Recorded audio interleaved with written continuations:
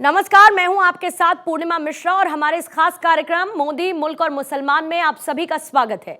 मोदी मुल्क और मुसलमान इसीलिए क्योंकि आज जब हम भारत दुनिया की 5वीं सबसे बड़ी अर्थव्यवस्था है और आने वाले 5 सालों में तीसरी सबसे बड़ी इकोनॉमी बनने की राह पर है, तो कामयाबी का यह सफर भारत के मुस्लिमों के योगदान के बिना संभव नहीं। आज अगर पीएम मोदी 2047 में विकसित भारत का संकल्प लेकर चल रहे हैं, तो उनके इस संकल्प को पूरा करने का जिम्मा देश के 140 करोड़ लोगों के साथ देश के करीब 19% मुसलमानों का भी है। और वो इसीलिए क्योंकि आज भारत में इंडोनेशिया के बाद सबसे बड़ी मुस्लिम आबादी रहती है। न सिर्फ रहती है बल्कि इस देश को आगे बढ़ने में सहयोग भी करती है। लेकिन सियासत का चश्मा ही कुछ ऐसा है कि मुसलमानों को एक वोट बैंक की तरह देखा जाने लगा और इस वोट बैंक के अपने अपने ठेकेदार भी पैदा हो गए। लेकिन इन ठेकेदारों से मुस्लिमों को क्या मिला, ये बड़ा सवाल है। लेकिन उससे भी बड़ा सवाल कि आखिर आज देश के मुस्लिम मोदी सरकार के बारे में क्या सोचते हैं, क्योंकि पीएम मोदी की नेशनल पॉलिटिक्स में एंट्री से पहले ही एक नैरेटिव तैयार कर दिया गया था। नैरेटिव ये कि वो देश के मुस्लिमों को बतौर नेता पसंद नहीं, वो मुसलमानों के बीच अलोकप्रिय हैं। लेकिन क्या वाकई में ऐसा है?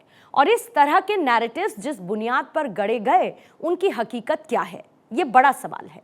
सवाल ये भी है कि आखिर देश के मुस्लिमों के प्रधानमंत्री मोदी और उनकी सरकार के प्रति क्या विचार हैं? क्या वाकई वो उन्हें नापसंद करते हैं या फिर उनसे प्यार करते हैं? हमारा कार्यक्रम मोदी मुल्क और मुसलमान इन्हीं सवालों की पड़ताल करता है। और इसी सिलसिले में जब हम शहर दर शहर गुजरे तो जो जवाब मिले वो न सिर्फ दिलचस्प थे बल्कि आंखें खोलने वाले भी। और इसीलिए आज आपको भी हमारा ये शो जरूर देखना चाहिए, ताकि मुस्लिमों को वोट बैंक की तरह देखे जाने की जगह देश के विकास में उनकी भागीदारी, उनकी जरूरतों और उनके विचारों को भी सुना और समझा जाए। और जिस बुनियाद पर प्रधानमंत्री मोदी को लेकर मुस्लिमों के बारे में नैरेटिव्स गढ़े जाते हैं, उनकी हकीकत भी बेपर्दा हो जाए। मैं मोहम्मद आलिम आप सभी का स्वागत करता हूं भारत 24 के खास कार्यक्रम मोदी मुल्क और मुसलमान में। इस वक्त मैं मौजूद हूं सिविल लाइंस के अंबेडकर पार्क में। ऐसे में 2024 के लोकसभा चुनाव की घोषणा हो चुकी है और नामांकन भी चालू हो चुके हैं। इसी बीच सभी पार्टियां अपनी जीत का दावा कर रही हैं और मैदान में उतरी हुई हैं। ऐसे में हम जानते हैं कि मोदी मुल्क और मुसलमान में मोदी जी के बारे में मुस्लिम समुदाय क्या मानता है। देखिए, एक बात समझिए, आज तक तमाम सियासी पार्टियों ने मुसलमान को मोदी, अमित शाह, आरएसएस, बीजेपी कहकर डराया। लेकिन जब मोदी जी की सरकार आई और मोदी जी का और बीजेपी का चेहरा सामने आया, तो मुसलमानों को लगा कि नहीं, ये पार्टी हमारी दुश्मन नहीं है। और सबसे बड़ा काम जो इस मोदी जी ने किया वो ये किया, आध्यात्मिक के ऊपर, सूफिज्म के ऊपर तमाम पॉलिटिकल पार्टियों ने अपने अपने अंदाज से मुसलमान का इस्तेमाल किया। लेकिन मोदी जी ने जहां भारतीय जनता पार्टी के अंदर अल्पसंख्यक प्रकोष्ठ बनाया, उसी के साथ सूफी संवाद भी कायम किया। ये अलग बात है कि लोगों ने अपने चेहरे बदल के सूफी संवाद ज्वाइन करना शुरू किया। कुछ कट्टरपंथी चेहरे उसके अंदर आए, हटाए भी गए, ऐसा नहीं, अब भी मौजूद हैं। लेकिन मैं ये कहूंगा कि आज जो सूफीज्म से ताल्लुक रखने वाले लोग हैं बड़ी तादाद में, देखिए, आदमी मस्जिद में जाता है, नमाज पढ़ता है, बाहर आ जाता है, मदरसे में जाता है, इल्म हासिल करता है। लेकिन भीड़ जो लगती है वो बुजुर्गान दीन के मज़ार पे लगती है, ख्वाजा गरीब नवाज के मज़ार पे लगती है, वारिस पाक के मज़ार पे लगती है, महबूब इलाही के मज़ार पे लगती है, साबिर पाक के मज़ार पे लगती है, हज़रत शाह नियाज़ बिन नियाज़ रहमतुल्लाह अलैह के मज़ार पे लगती है। तमाम दुनिया में, हिंदुस्तान के अंदर जो भीड़ लगती है, हिंदू की, मुसलमान की, सिख की, वो लगती है बुजुर्गान दीन के मज़ार पर। और वोट बैंक जो है कट्टरपंथी लोगों के पास नहीं है, सूफियों के पास है। ये जिधर इशारा कर देंगे वोट उधर जाएगा। और अब सूफिज्म के लोग को समझ में आ गया है कि बीजेपी जो है उनकी हितैषी पार्टी है। अगर माना जाए 2024 में जो चुनाव की घोषणा हो चुकी है और आप योजनाओं की अगर हम बात करें, बीजेपी की योजनाएं हैं, मोदी जी की योजनाएं, तो उसमें मुस्लिम समुदाय का क्या रोल रहता है, किस तरीके से मिलती है? कोई मुसलमान ये बता दे कि उसने अप्लाई किया और उससे सरकार की योजनाएं थी, उसका फायदा नहीं हुआ। आयुष्मान कार्ड ले लीजिए, प्रधानमंत्री आवास योजना ले लिए, गैस सिलेंडर, तमाम योजनाएं हैं। इस वक्त मैं उसका जिक्र करूं कि अगर हिंदू को मिली है तो मुसलमान को बराबर से मिली है। कहीं पार्शियलिटी तो नहीं दिखती है इसमें? बिल्कुल नहीं साहब, एक बार समझ लिया, अगर पार्शियलिटी दिखती होती तो कहीं तो बात आती कि साहब मैंने अप्लाई किया था मुझे नहीं मिला, मैंने कहीं कोई आवाज आई? कहीं नहीं आई। दरअसल बाकायदा अगर फायदा हिंदू का हो रहा है तो मुसलमान का भी हो रहा है। अब देखिए जो नारा था सरकार का, सबका साथ सबका विकास सबका विश्वास, उसने पूरा करके दिखाया है। अब मैं इस नारे को आगे बढ़ाता हूँ एक सूफी होने के नाते कि सबका साथ सबका विकास सबका विश्वास और सबका योगदान। अब योगदान का वक्त आया है। आपको अगर फायदा मिला है तो उसकी वफा साबित करिए और अपने आप को जो है ये बताइए कि हम जो है गद्दार नहीं है, हम वफादार हैं। इसका मतलब आप योगदान की अगर बात कर रहे हैं तो योगदान मुस्लिम समुदाय मोदी जी को देने वाला है? बिल्कुल देने वाला है और ये आने वाले इलेक्शन के अंदर पता लग जाएगा। जी, मोदी मुल्क और मुसलमान की अगर हम बात करें, ये हमारा खास कार्यक्रम मोदी मुल्क मुसलमान है, इसकी हम जानना चाहते हैं मोदी जी की योजनाओं के बारे में कि मुस्लिम समुदाय को योजनाएं किस तरीके से मिल रही है, उसमें पार्शियलिटी मिलती है या फिर सीधा सीधा लाभ मिलता है? देखिए, जो भारतीय जनता पार्टी ने कल्याणकारी योजनाएं इस देश में चलाई हैं, उस योजनाओं का फायदा सारे देश के मुसलमानों को मिल रहा है। पार्टी ने कोई भी योजना किसी धर्म के आधार पर नहीं चलाई, सब धर्म के आधार पर चलाई, सभी धर्मों को योजना का लाभ मिल रहा है। और सबसे पहले मुसलमान को यह देखना है कि देश किस हाथ में सुरक्षित है, और देश अगर मोदी जी है तो मुमकिन है, देश सुरक्षित है तो मोदी जी के हाथ में है, और मोदी जी के हाथ में देश सुरक्षित है तो हम जैसे मुसलमान को किसी भी चीज की, किसी भी परेशानी की कोई दिक्कत का सामना नहीं करना पड़ेगा। भारतीय जनता पार्टी सबका साथ सबका विकास सबके विश्वास के नारे के साथ मैदान में आती है। तो हमारा तो यही कहना है कि मुसलमान लोग, हम सब लोग एकजुट होकर जो देश के बारे में सोच रहा है, जो देश की बातें कर रहा है, जो देश के हित की बात कर रहा है, तो वो सिर्फ प्रधानमंत्री आदरणीय मोदी जी है, और मोदी जी है तो देश हमारा सुरक्षित है। जी, क्या सोचते हैं आप मोदी मुल्क मुसलमान के बारे में, और बीजेपी को मुस्लिम समुदाय का क्या कहना है? देखिए, पहले तो हम ना हिंदू है, ना मुसलमान है, ना सिख है, ना ईसाई है, पहले हम भारतवासी हैं। और मोदी जी की सोच भारतवासी के लिए, चाहे कोई भी हो, उनके लिए पहले भारतवासी है, बाद में कोई भी दूसरे धर्म का है। इसलिए जब भारतवासी मानते हैं वो, तो सबके साथ सबका विकास और सबका विश्वास जो उन्होंने कायम किया है, और उनकी जो योजनाएं चली हैं भारत को लेकर, पूरे भारत में चली है, उसमें कोई भी भेदभाव नहीं करा गया है, चाहे हिंदू हो या मुसलमान हो, सबको मिली है। इसलिए अब भारतवासियों को उनकी योजनाओं का, उनके जो उन्होंने एक अपना त्याग दिया है, उस त्याग का बदला देने का टाइम आ गया है। तीसरी बार फिर ऊपर वाले ने चाहा तो मोदी जी लाल किले पे तिरंगा लहराएंगे फुल बहुमत के साथ।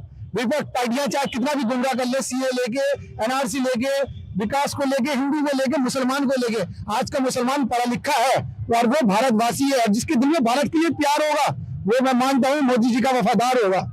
अगर माना जाए तो जैसे कि मुस्लिम समुदाय सोचता है सीए एनआरसी मुस्लिम समुदाय के लिए नुकसानदेह है, और आप कह रहे हैं कि इससे फायदा होगा, तो क्या फायदा होगा? देखिए, फिर आप हिंदू मुसलमान की बात लेकर आ गए। मैंने क्या कहा, भारतवासी, जो भारतवासी है वो हिंदू हो या मुसलमान हो, मोदी जी के लिए सब भारतवासी हैं। उनके दिल में किसी हिंदू किसी मुसलमान को लेकर कोई भेदभाव नहीं है। इसलिए जो भारतवासी है, जिसके दिल में भारत के लिए प्यार है, उसे डरने के लिए या खौफजदा होने की जरूरत नहीं है। सबका साथ सबका विकास हर भारतवासी के लिए मोदी जी के, अमित शाह जी के और राजनाथ सिंह के दिल में, आपने सुना होगा राजनाथ सिंह जी ने एक भाषण दिया था, अपना दावा।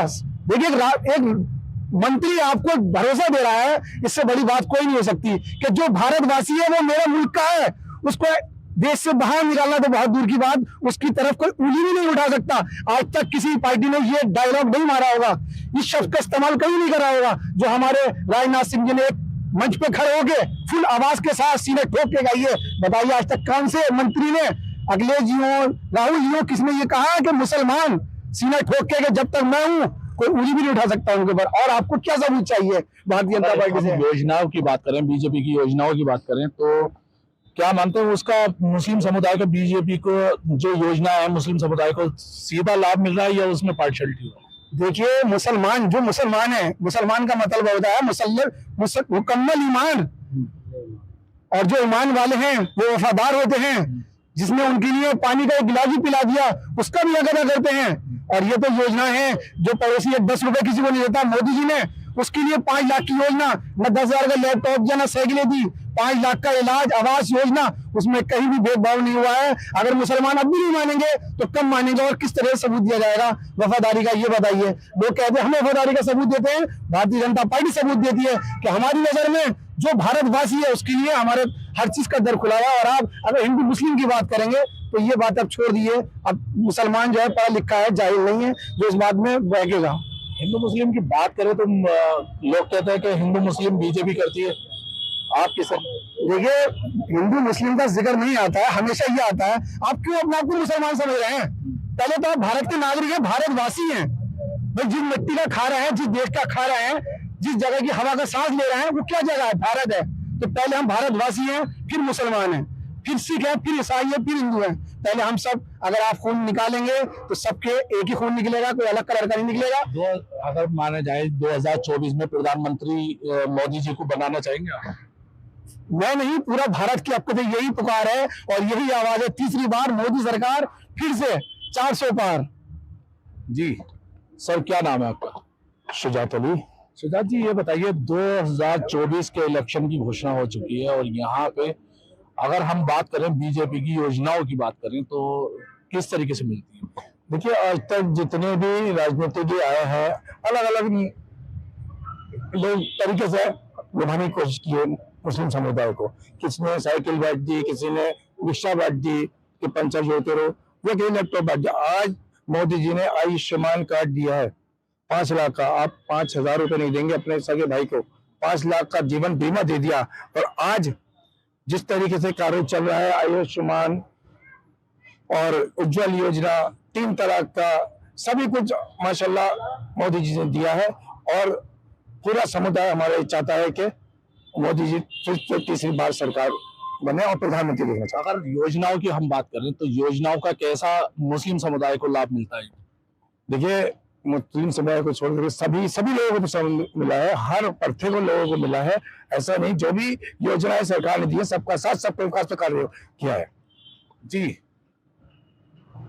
किस तरीके से मुस्लिम समुदाय को बीजेपी के 2024 के इलेक्शन के बारे में आप किस नजरिए से देखते हैं मोदी जी की सरकार? देखिए, मोदी जी ने जो विकास किया है और उत्तर प्रदेश में जो अपराध खत्म हुआ है और सेंट्रल गवर्नमेंट ने जो योजनाएं चलाई है, तो फिर आपको 5 लाख का इलाज का और काफी योजनाएं ऐसी चलाई हैं। इसलिए मुस्लिम धर्म जितने भी मुसलमान हैं सब भारतीय जनता पार्टी को वोट मानते हैं 2024 में फिर एक बार बीजेपी सरकार बनेगी, मोदी सरकार 400 पार। सर ये बताइए 2024 का इलेक्शन की घोषणा, नामांकन चालू हो चुका है। हमारे यहाँ से जो मौजूदा सांसद थे, अगर हम उनकी बात करें तो उनकी प्रतिक्रिया क्या थी और अब किससे देखना चाहते हैं हम सांसद के रूप में? देखिए, भारतीय जनता पार्टी जो भी प्रत्याशी उतारेगी, सारा मुसलमान जानता है कि वोट किससे करना है, किसकी सरकार आनी, किसका क्या होना है, क्या नहीं करना। मैं सबसे बड़े एक थोड़ी उदाहरण देना चाहता हूँ। तमिलनाडु में जहां कभी भारतीय जनता पार्टी का खाता नहीं खुलता था, आज वह जन सैलाब ऐसा आया है कि ये दिख रहा है कि मोदी जी है तो मुमकिन है। मोदी के अलावा देश में किसी भी धर्म के आदमी को कुछ दिखाई नहीं दे रहा। भारतीय जनता पार्टी का एक ही नारा है, अब की बार 400 पार। तो इस बार 400 पार करने का 400 पार भारतीय जनता पार्टी जो भी प्रत्याशी जिस राज्य से उतारेगी, अब कैसे इतिहास दर्ज होगा, विपक्ष का सफाया, इतिहास, मुसलमान जागरूक, मुसलमान वोट देगा। मुसलमान आज 80 करोड़ लोगों को, देश के मुसलमानों को और हर धर्म के लोगों को मोदी सरकार ने अनाज देकर पेट बनाए, पेट बनाए। 2.5 लाख का मकान जब उसको छत दिया गरीब को, 5 लाख का आयुष्मान कार्ड बना के उस गरीब को उसका इलाज दिया है। जो आज कोई पैसे उधार नहीं देता, परेशान करता था, इलाज दिया, तो कैसे मोदी जी को मुसलमान भूलेगा? अगर हम 2024 के चुनाव की बात करें और मुरादाबाद के सांसद की बात करें तो मुरादाबाद के सांसद के रूप में आप किसे देखना चाहेंगे? देखिए, अभी तो किसी भी पार्टी ने अपना कैंडिडेट नहीं उतारा है। और मैंने भी आपसे एक बात कही कि पता नहीं भारतीय जनता पार्टी इतना क्यों सोच रही है। मैं तो ये कहूँगा कि मोदी जी आप अपना कैंडिडेट उतारिए, सूफी समाज आपके कैंडिडेट को यहाँ से जिताकर भेजेगा। जी फराज जी, ये बताइए, जैसे ये 2024 के इलेक्शन की घोषणा हो चुकी है, तो चुनाव की घोषणा के बाद अगर हम मुस्लिम समुदाय की बात करें तो मुस्लिम समुदाय का क्या रुख है बीजेपी की तरफ? मुस्लिम समुदाय का रुख बीजेपी की तरफ बहुत तेजी से जा रहा है, क्योंकि और किसी भी सरकार ने मुस्लिम समाज के लिए कोई काम ही नहीं किया है। योगी जी और मोदी जी ने हमारे लिए, हम मुस्लिम समाज के लिए, हम मुस्लिम ज्यादातर बहनों के लिए बहुत अच्छा काम किया है। तो सरकार की तरफ मुस्लिम समाज का रुख बहुत तेजी से जा रहा है और हम मोदी जी को इस बार फिर लेकर आएंगे। अगर देखा जाए कि अगर हम बात करें एक मुस्लिम समुदाय की योजनाओं की, अगर हम बात करें तो योजनाओं में किस तरीके से कोई पार्शियलिटी तो नहीं होती मुस्लिम समुदाय के लिए, या फिर किस तरीके से देखते हैं? मुस्लिम समाज के लिए, मुस्लिम समाज जो देखता है योगी जी के लिए और मोदी जी की सरकार के लिए, वो अब अच्छे तरीके से देख रहा है, क्योंकि और जो सरकारों ने मुस्लिम समाज के लिए यूज किया है वो सिर्फ और सिर्फ वोट बैंक के हिसाब से यूज किया है, उनको यूज किया और निकाल दिया। अब जो सरकार काम कर रही है वो सिर्फ और सिर्फ राजनीति के तौर पर काम नहीं करती, वो एकता, सबका साथ, सबका विकास लेके काम करती है। आप देख लीजिए 3 तलाक के ऊपर मुस्लिम बहनों के लिए कितना अच्छा काम सरकार ने किया है। आज महिलाएं सेव है, महिलाएं देखिए ऐसे पार्क में बैठी रहती है, घूमती है, फिरती हैं, उन्हें किसी तरीके का कोई डर नहीं है। मुस्लिम बहनें बहुत सेव हैं। और आप देखिए योजनाओं का कि 5 लाख का जो आयुष्मान कार्ड बनाया है योगी मोदी जी ने, तो कितने लोगों की उसमें मदद हो रही है। और भी बहुत सारी योजनाएं जो कि मुसलमान ज्यादा ले रहे हैं। तो बस मैं चाहूंगी कि मुस्लिम समाज और मुस्लिम जो युवा है वो जाग चुका है और अब एक जो नया रुख लेके जा रहा है ना, वो योगी जी और मोदी जी की तरफ लेके जा रहा है। तो माना जाता है कि एक बात चलती है जैसे चुनाव आते हैं कि मुस्लिम समुदाय ये बोलता है कि मोदी आ जाएगा तो मुस्लिमों के लिए खतरा है, या योगी जी आ जाएंगे, बीजेपी आ जाएगी तो मुसलमानों के लिए खतरा है। क्या अब इस तरीके से किस रुख से देखता है मुसलमान?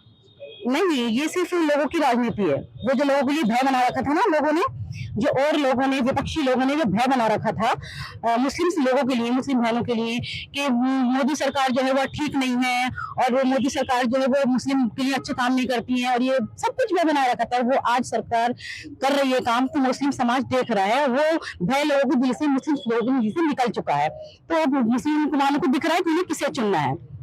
इसी बीच मैंने बात की मुस्लिम समुदाय के उन लोगों से जो कि बीजेपी का, कहा जाता था कि बीजेपी को कट्टरपंथी कहते थे, मगर आज वो रुख पलट रहा है और दिख रहा है मुस्लिम समुदाय बीजेपी के साथ खड़ा है और 2024 में एक बार फिर मोदी जी को प्रधानमंत्री के रूप में देखा जा रहा है।